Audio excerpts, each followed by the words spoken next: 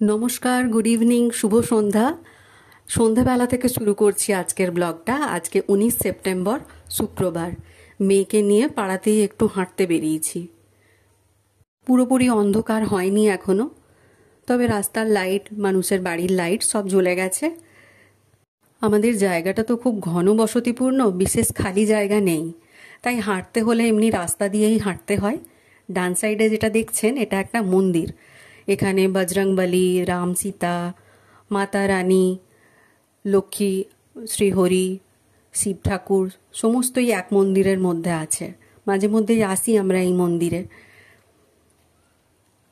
আর আর একটু দূরে গিয়ে একটু ছোট্ট মতন জায়গা আছে, যেখানে একটু হাঁটার মতন জায়গা রয়েছে।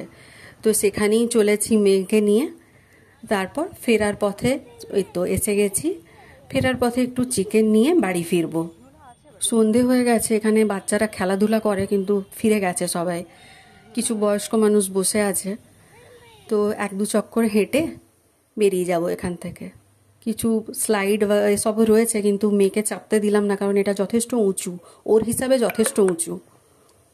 আগেই বেরোবো ভেবেছিলাম, কিন্তু হাতের কাজগুলো গোছাতে গোছাতে একটু দেরি করে ফেললাম। এই উঁচু বিল্ডিং যেটা দেখা যাচ্ছে, এটা একটা হসপিটাল। আর ওই ফাঁকা যে জায়গাটাতে গেছিলাম এক্ষুনি, ওখানে ছট পুজোর সময়তে ছটের আয়োজন করা হয়। এই যে এই হসপিটালটা। এখন বাড়ি ফিরে যাব। চলে এসেছি আমাদের আমাদের গলি যে রাস্তাতে, সেই রাস্তাতেই চলেছি। এখানে এরকম লম্বা রোডের দুধারে না, 1 থেকে একদম 38 নাম্বার অবধি গলি রয়েছে। এক একটা গলিতে আবার প্রচণ্ড লম্বা করে লোকের ঘরবাড়ি রয়েছে, প্রচুর ঘন বসতিপূর্ণ জায়গা এটা। এখন যাব চিকেন শপে, চিকেন কিনবো, তারপরে বাড়ি ফিরবো। নবরাত্রি আর দিওয়ালি এগিয়ে আসছে, সেজন্য জামা কাপড়ের দোকানগুলোতে সামনে নতুন নতুন সব জামা কাপড় টাঙিয়ে রাখছে, যাতে মানুষের নজর কাড়ে। চিকেন নেওয়া হয়ে গেছে আমার, ওটা আর ক্যামেরা বন্দি করিনি। এবার বাড়ি যাচ্ছি। চলে এসেছি বাড়ির কাছাকাছি, এক্ষুনি পৌঁছে যাব। এই যে গেটের সামনে চলে এসেছি। আর আজকে পিকুর চুল কাটানো হয়েছে। চিকেন নিয়ে বাড়ি ফিরলাম। এবার সন্ধে দেব, তারপরে রান্না বান্না। সন্ধে দিয়ে রুটি করে নিয়েছি, এবার চিকেনের জোগাড়।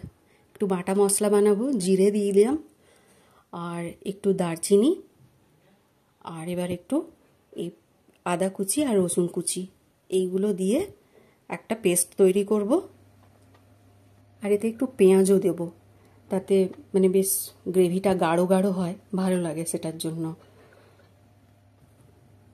অল্প চিকেন তো, তাই একটা এই বড় মতন পেঁয়াজ নিয়ে নিয়েছি, এটাই যথেষ্ট। 500 মতন চিকেন আছে। চিকেনটা এখন একটু লেবুর রস আর নুন হলুদ মাখিয়ে ধুয়ে টুয়ে রেখে দিয়েছি ঢাকা দিয়ে। এই সরিয়ে রাখলাম যে পেঁয়াজটা, ওটা বাটাটার মধ্যে দেব। আর এটা কুচি করছি।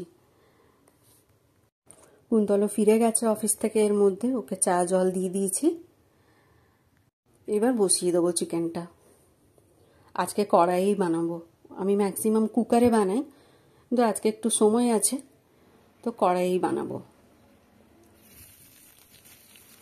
সকালের আমি যে প্রিপারেশন করে রাখি রাতেই কিছুটা, কারণ যেহেতু কুন্তলের সকাল সকাল অফিসে বেরোনোর থাকে, তার বেশ কিছুটা আমি আজকে দুপুরবেলাতেই গুটিয়ে রেখে দিয়েছি।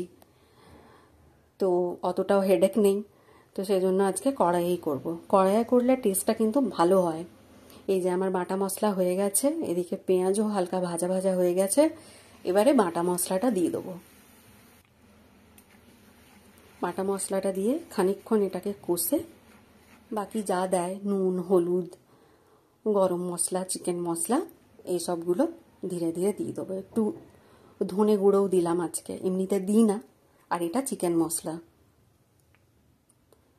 চিকেন মশলাটা একটু বেশি করে দিলাম। একটু কষে তারপর টমেটো কুচি দিয়ে দেবো। টমেটো খুব বেশি দিলাম না, যেহেতু লেবু, একটা গোটা লেবু দিয়েছিলাম ওটাতে। তো এই যে আমার এগুলো ভালো করে কষা হয়ে গেছে মশলাটা। এবারে চিকেনটা দেব।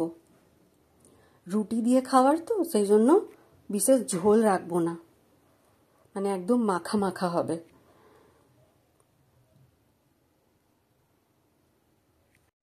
চিকেন দিয়ে এবার ভালো করে কষে নেব।